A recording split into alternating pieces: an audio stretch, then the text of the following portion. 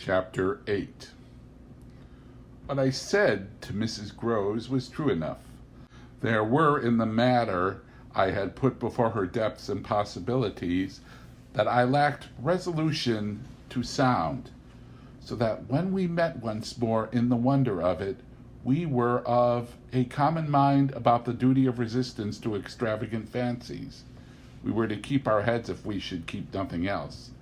Difficult indeed, as that might be in the face of what, in our prodigious experience, was least to be questioned. Late that night while the house slept, we had another talk in my room, when she went all the way with me as to its being beyond doubt that I had seen exactly what I had seen.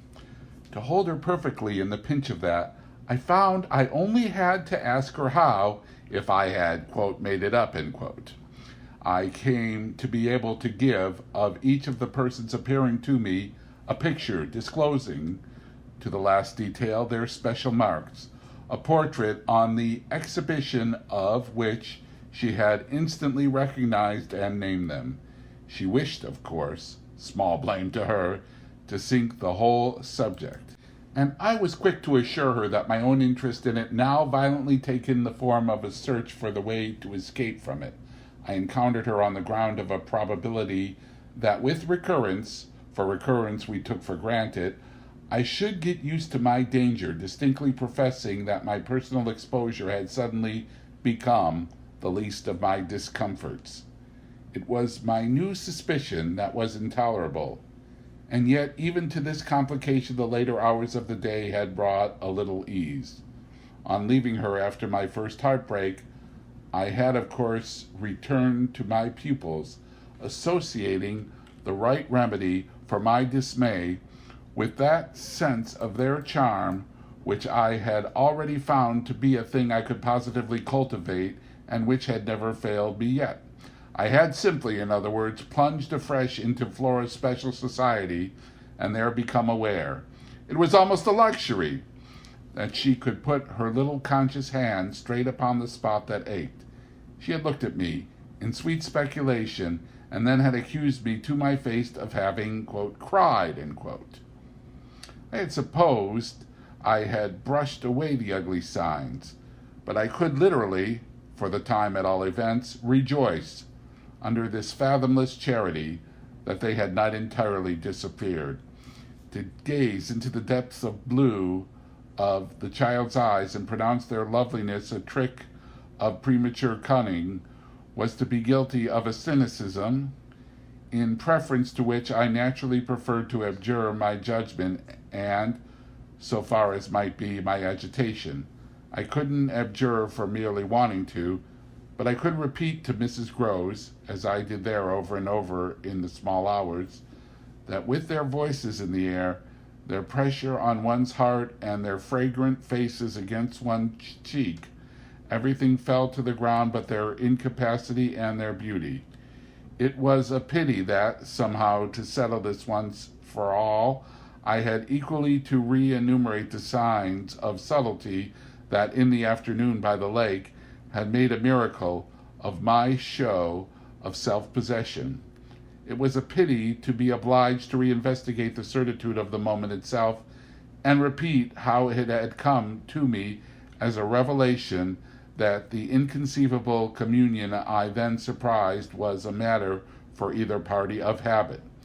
It was a pity that I should have had to quaver out again the reasons for my not having in my delusion so much as question that the little girl saw our visitant even as I actually saw Mrs. Groves herself, and that she wanted by just so much as she did thus see to make me suppose she didn't, and at the same time, without showing anything, arrive at a guess as to whether I myself did. It was a pity that I needed once more to describe my portentous little activity by which she sought to divert my attention. The perceptible increase of movement, the greater intensity of play, the singing, the gabbling of nonsense, and the invitation to romp. Yet, if I had not indulged to prove there was nothing in it, in this review, I should have missed the 2 or 3 dim elements of comfort that still remained to me. I should not, for instance, have been able to asseverate to my friend that I was certain, which was so much to the good, that I at least had not betrayed myself. I should not have prompted by stress of need, by desperation of mind, I scarce know what to call it, to invoke such further aid to intelligence as might spring from pushing my colleague fairly to the wall. She had told me, bit by bit, under pressure, a great deal, but a small shifty spot on the wrong side of it all still sometimes brushed my brow like the wing of a bat. And I remember how on this occasion, for the sleeping house and the concentration alike of our danger and our watch seemed to help, I felt the importance of giving the last jerk to the curtain. "I don't believe anything so horrible," I recollect saying. "No, let us put it definitely, my dear, that I don't. But if I did, you know, there's a thing I should require now, just without sparing you the last bit more. Oh, not a scrap, come, to get out of you. What was it you had in mind when, in our distress, before Miles came back over the letter from his school, you said, under my insistence, that you didn't pretend for him that he had not literally ever been, quote, bad, end quote. He has not literally ever, in these weeks that I myself have lived with him and so closely watched him. He has been an imperturbable little prodigy of delightful, lovable goodness. Therefore, you might perfectly have made the claim for him if you had not, as it happened, seen an exception to take. What was your exception, and to what passage in your personal observation of him did you refer? It was a dreadfully austere inquiry, but levity was not our note, and at any rate before the grey dawn admonished us to separate, I had got my answer. What my friend had had in mind proved to be immensely to the purpose.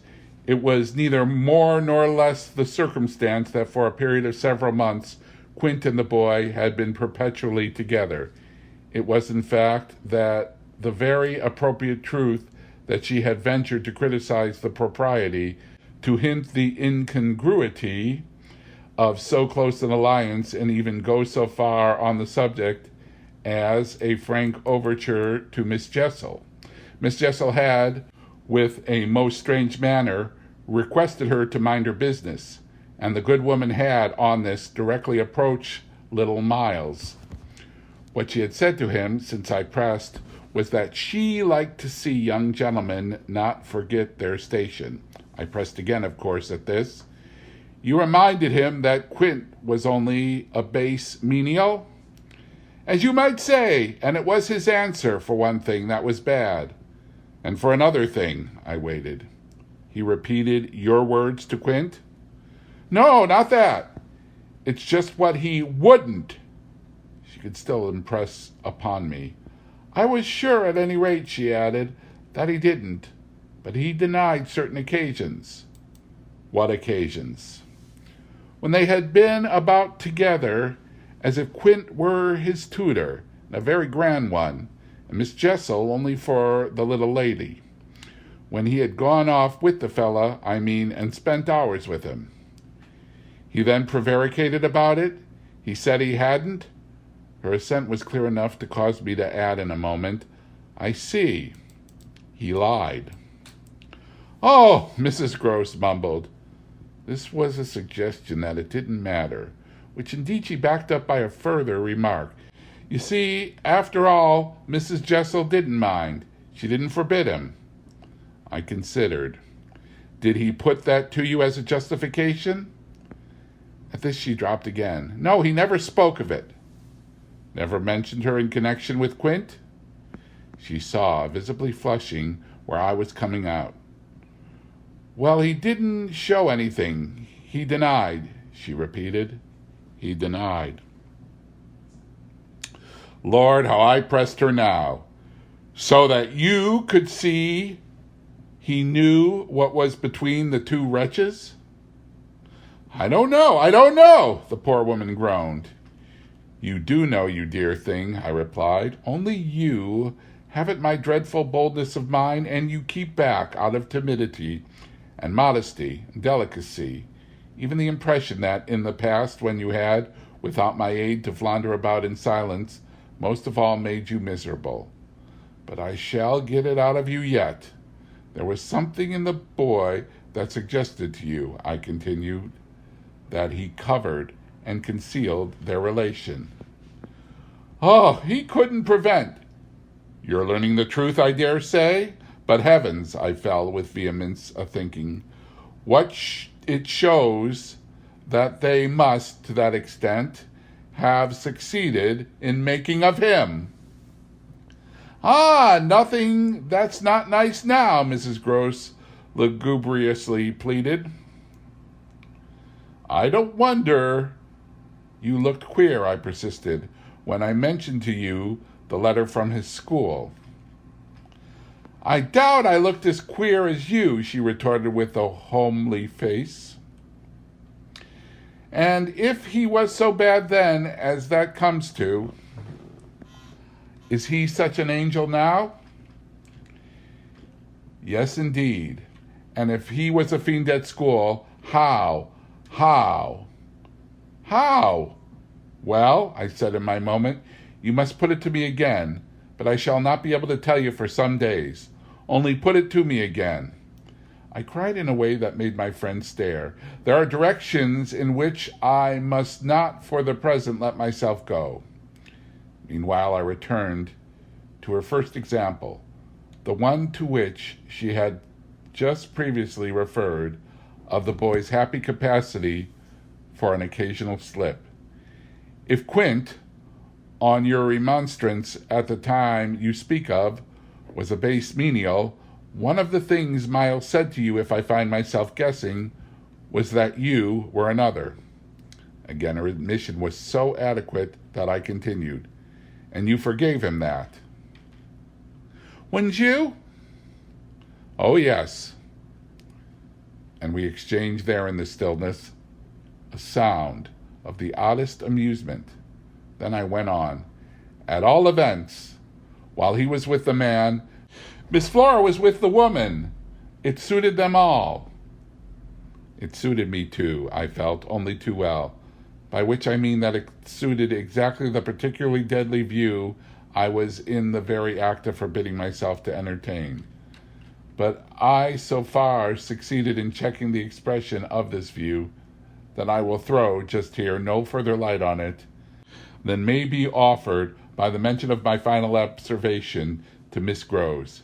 His having lied and been impudent are, I confess, less engaging specimens than I had hoped to have from you of the outbreak in him of the little natural man. Still, I mused, they must do, for they make me feel more than ever that I must watch.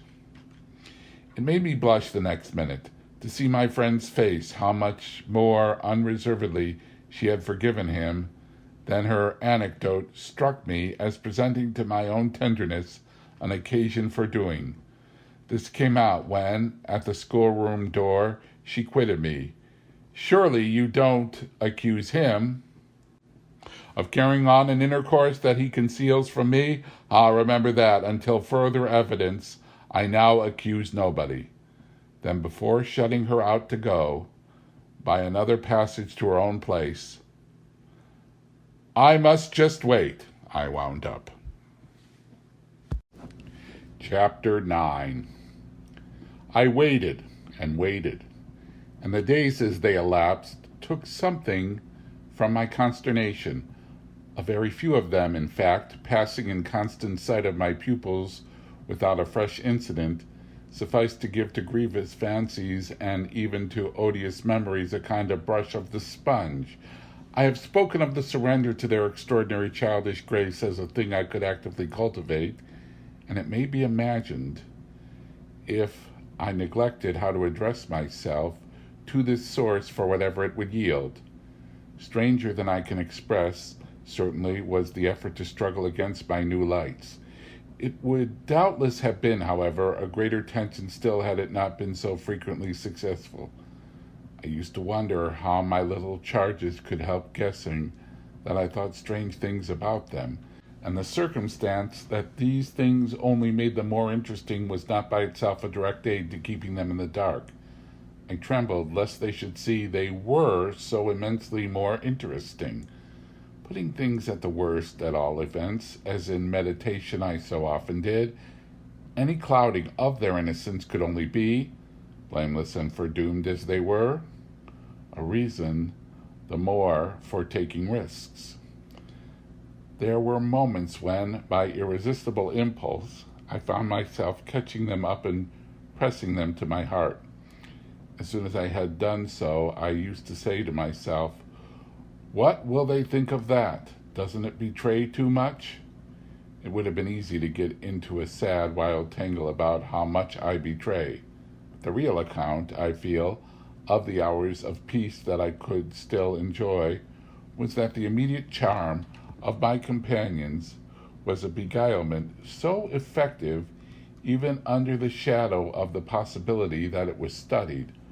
For if it occurred to me that I might occasionally excite suspicion by the little outbreaks of my sharper passion for them, so too I remember wondering if I mightn't see a queerness in the traceable increase of their own demonstrations. They were at this period extravagantly and preternaturally fond of me, which after all I could reflect was no more than a graceful response in children perpetually bowed over and hugged. The homage of which they were so lavish succeeded, in truth, for my nerves, quite as well as if I never appeared to myself, as I may say, literally to catch them at a purpose in it. They had never, I think, wanted to do so many things for their poor protectress. I mean, though they got their lesson better and better, which was naturally what would please her most, in the way of diverting, entertaining, surprising her, reading her passages, telling her stories, acting her charades, pouncing at her in disguises as animals and historical characters, and above all astonishing her by the, quote, pieces, unquote, they had secretly got by heart and could interminably recite. I should never get to the bottom, were I to let myself go even now, of the prodigious private commentary, all under still more private correction, with which, in these days, I overscored their full hours. They had shown me, from the first, a facility for everything, a general faculty which, taking a fresh start, achieved remarkable flights. They got their little tasks as if they loved them, and indulged from the mere exuberance of the gift in the most unimposed little miracles of memory. They not only popped out at me as tigers and as Romans, but as Shakespeareans, astronomers, and navigators. This was so singularly the case that it had presumably much to do with the fact as to which, at the present day, I am at a loss for a different explanation. I allude to my unnatural composure on the subject of another school for miles. What I remember is that I was content not for the time to open the question, and that contentment must have sprung from the sense of his perpetually striking show of cleverness. He was too clever for a bad governess, for a parson's daughter to spoil, and the strangest, if not the brightest, thread in the pensive embroidery I just spoke of was the impression I might have got, if I had dared to work it out, that he was under some influence operating in his small intellectual life as a tremendous incitement. If it was easy to reflect, however, that such a boy could postpone school, it was at least as marked that for such a boy to have been, quote, kicked out, end quote, by a schoolmaster was a mystification without end. Let me add, in their company now, and I was careful almost never to be out of it, I could follow no scent very far. We lived in a cloud of music and love and success and private theatricals. The musical sense in each of the children was of the quickest, but the eldest in especial had a marvelous knack of catching and repeating. The schoolroom piano broke into all gruesome fancies, and when that failed, there were confabulations in corners with a sequel of one of them going out in the highest spirits in order to, quote, come on, end quote, as something new. I had had brothers myself, and it was no revelation to me that little girls could be slavish idolaters of little boys. What surpassed everything was that there was a little boy in the world who could have, for the inferior age, sex, and intelligence so fine a consideration. They were extraordinarily at one, and to say that they never either quarreled or complained is to make the note of praise coarse for their quality of sweetness.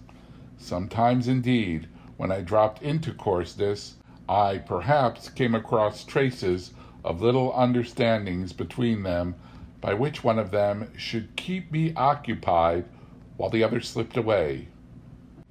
There is a naïf side, I suppose, in all diplomacy, but if my pupils practiced upon me, it was surely with the minimum of grossness. It was all in the other quarter that, after a lull, the grossness broke out. I find that I really hang back, but I must take my plunge. In going on with the record of what was hideous at Bly, I not only challenge the most liberal faith, for which I little care, but, and this is another matter, I renew what I myself suffered. I again push my way through it to the end. There came suddenly an hour after which, as I look back, the affair seems to me to have been all pure suffering. But I have at least reached the heart of it, and the straightest road out is doubtless to advance. One evening, with nothing to lead up or to prepare it, I felt the cold touch of the impression that had breathed on me the night of my arrival, and which, much lighter than, as I have mentioned, I should probably have made a little of in memory had my subsequent sojourn been less agitated. I had not gone to bed. I sat, reading by a couple of candles. There was a room full of old books at Bly, last century fiction, some of it, which, to the extent of a distinctly depreciated renown, but never to so much as that of a stray specimen, had reached the sequestered home and appealed to the unavowed curiosity of my youth. I remember that the book I had in my hand was Fielding's Amelia, also that I was wholly awake. I recall further both a general conviction that it was horribly late and a particular objection to looking at my watch. I figure finally that the white curtain draping in the fashion of those days, the head of Flora's little bed, shrouded, as I had assured myself long before, the perfection of childish rest.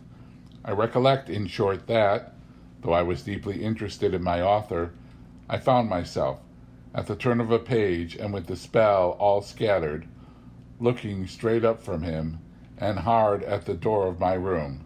There was a moment during which I listened, reminded of the faint sense I had had the first night of there being something undefinably astir in the house, and noted the soft breath of the open casement just move the half-drawn blind.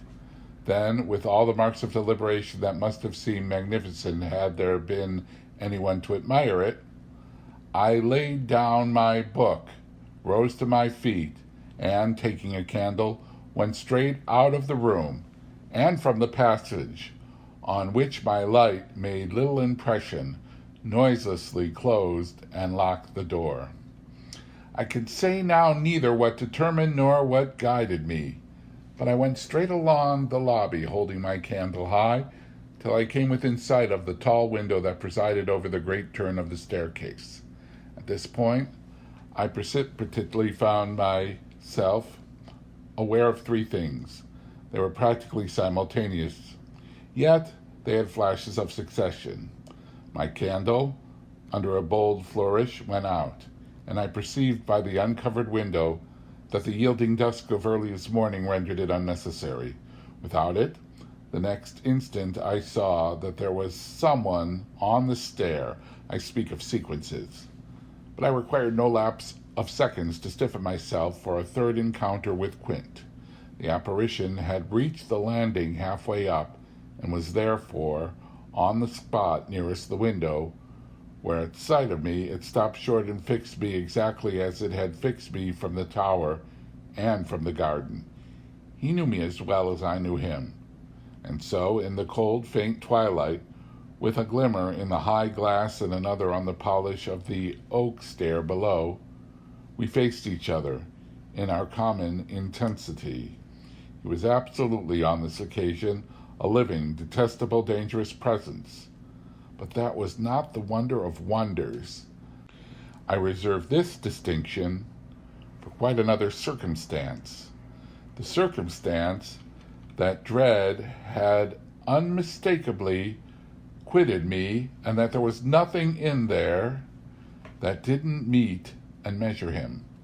I had plenty of anguish after that extraordinary moment, but I had, thank God, no terror.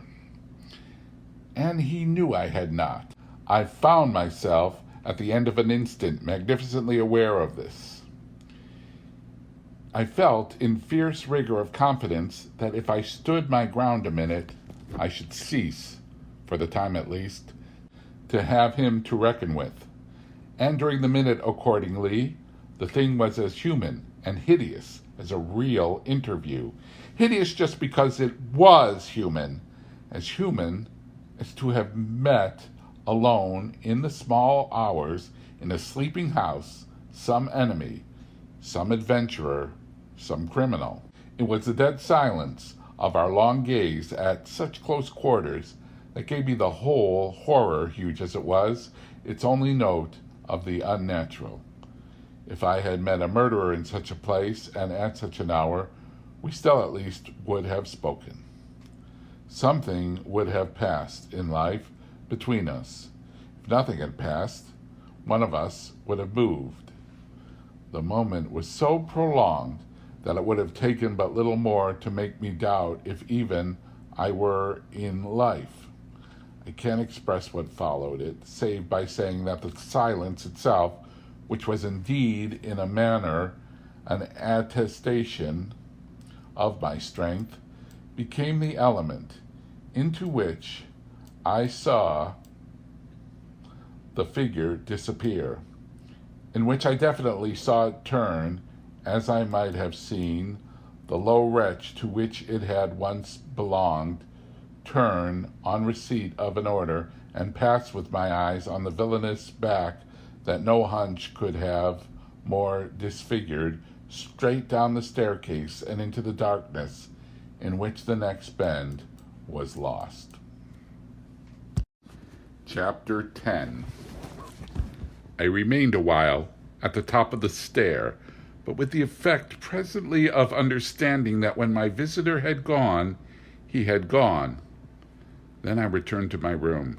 The foremost thing I saw there by the light of the candle I had left burning was that Flora's little bed was empty, and on this I caught my breath with all the terror that, 5 minutes before, I had been able to resist. I dashed at the place in which I had left her lying, and over which, for the small silk counterpane and the sheets were disarranged, the white curtains had been deceivingly pulled forward.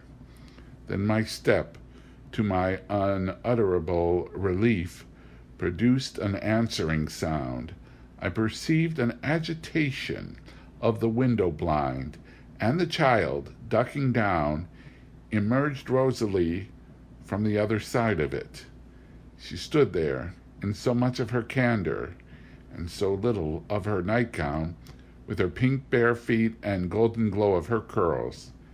She looked intensely grave, and I had never had such a sense of losing an advantage acquired, the thrill of which had just been so prodigious, as my consciousness that she addressed me with a reproach.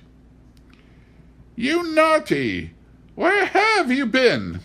Instead of challenging her own irregularity, I found myself arraigned and explaining. She herself explained, for that matter, with the loveliest, eagerest simplicity. She had known suddenly, as she lay there, that I was out of the room, and had jumped up to see what had become of me. I had dropped with the joy of her reappearance back into my chair, feeling then, and then only, a little faint. And she had pattered straight over to me, thrown herself upon my knee, given herself to be held with the flame of the candle, full in the wonderful little face that was still flushed with sleep. I remember closing my eyes in an instant, yielding consciously, as before the excess of something beautiful that shone out of the blue of her own. "You were looking for me out of the window," I said. "You thought I might be walking in the grounds?" "Well, you know." "I thought someone was." She never blanched as she smiled out that at me. Oh, how I looked at her now. "And did you see anyone?" No," she returned, almost with the full privilege of childish inconsequence, resentfully, though with a long sweetness in her little drawl of the negative. At that moment, in the state of my nerves, I absolutely believed she lied. And if I once more closed my eyes, it was before the dazzle of the 3 or 4 possible ways in which I might take this up. One of these, for a moment, tempted me with such singular intensity that, to withstand it, I must have gripped my little girl with a spasm that, wonderfully, she submitted to without a cry or a sign of fright. Why not break out at her on the spot and have it all over? Give it to her straight in her lovely little lighted face. You see, you know that you do, and that you already quite suspect I believe it. Therefore, why not frankly confess it to me, so that we may at least live with it together and learn perhaps in the strangeness of our fate where we are and what it means." The solicitation dropped, alas, as it came.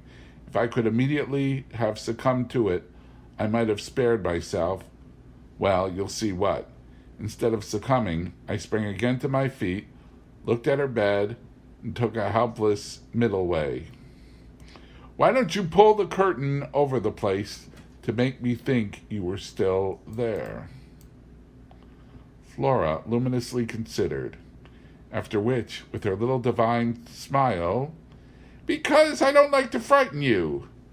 But if I had, by your idea, gone out, she absolutely declined to be puzzled. She turned her eyes to the flame of the candle, as if the question were an irreverent, or at any rate as impersonal, as Mrs. Marset, or 9 times 9.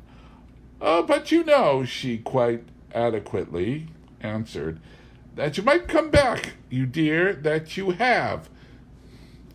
And after a little, when she had gotten into bed, I had for a long time, by almost sitting on her to hold her hand, to prove that I recognized the pertinence of my return.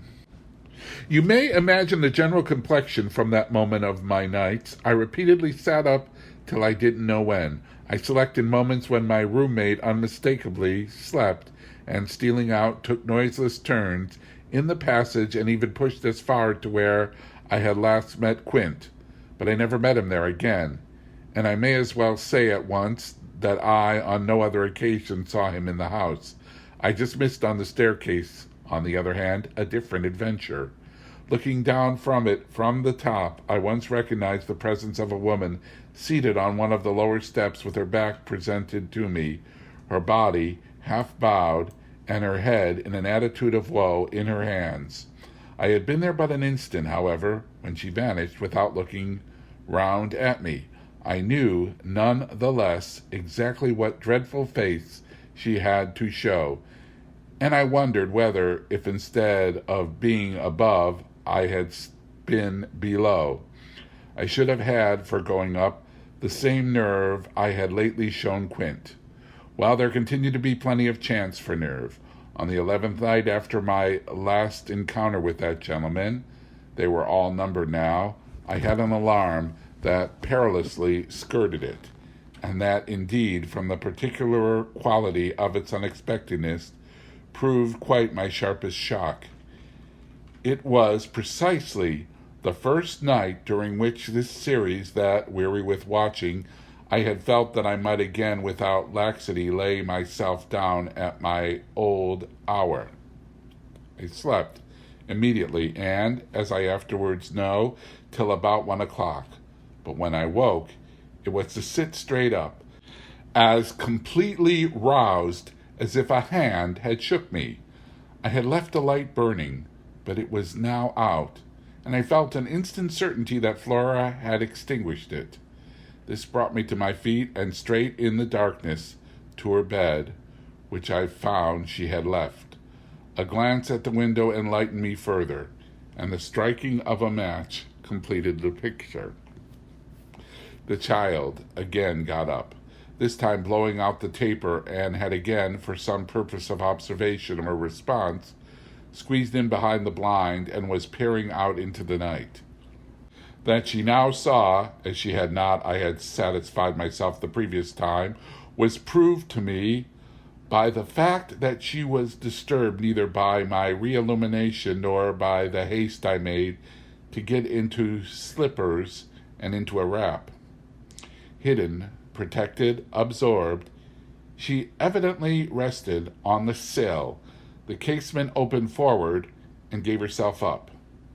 There was a great still moon to help her, and this fact had counted in my quick decision. She was face to face with the apparition we had met at the lake, and could now communicate with it as she had not been able to do.